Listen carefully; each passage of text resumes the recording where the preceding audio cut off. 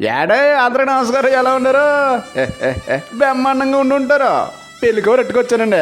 ఓ పాల శివుడు పడారనుకోండి, వివరాలన్నీ చెప్పేస్తారండి బ్రహ్మాండంగా. జోగి వారి పెళ్లి సందడండి. మీ అందరినీ సాదరంగా ఆహ్వానం చేస్తున్నామండి. మన్యం జిల్లా జియ్యమ్మ వలస మండలం అండి. డంగభద్ర వస్తువులు తెలుసు కదండి. జోగి ఆనందరావు గారు, శ్రీమతి పద్మావతి దంపతులు అందరినీ ఆప్యాయంగా పలకరించేస్తూ ఉంటారు. నలుగురితో నవ్వుతూ మాట్లాడతారండి. వాళ్ళు ఏకైక పుత్రుడు పెళ్ళండి. పేరు సంతోష్ కుమార్. చూసారా ఈ అబ్బాయే సంతోషం సినిమాలో నాగార్జునకి ఎంత అందంగా ఉన్నాడు. పెళ్ళానికన్నా తెగ సిగ్గుపడిపోతున్నాడండి. మరి పెళ్ళన్నాక మాత్రం సిగ్గు ఉంటుందండి. మరి అత్తవరది అంటారా? ఆ మాటకు వచ్చేస్తున్నానండి. యలమంచుల మండలం అండి, మొలకలపల్లి వాస్తవ్యులు ఉటకుట్టు వెంకటరావు గారు, శ్రీమతి రాము దంపతుల కనిష్ట పుత్రిక అండి.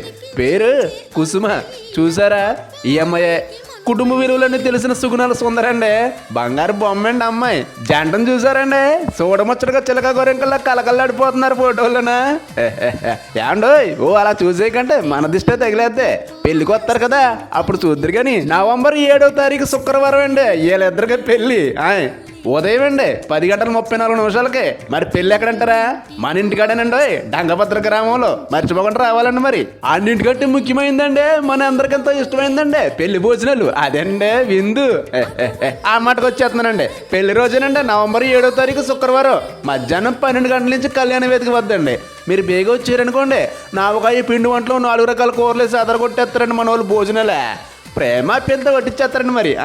మరి మన జోగివారి ఇంట్లో పెళ్ళికి మీ అందరూ తప్పకుండా రావాలండి. పిల్లా జల్లాన్ని తీసుకుని వచ్చేయాలండి. ఎన్ని పనులు ఉన్నా పక్కనెట్టేసుకోండి. మరి ఉంటానండి. ఇంకా చాలా పెళ్లి కబుర్లు చెప్పాలి.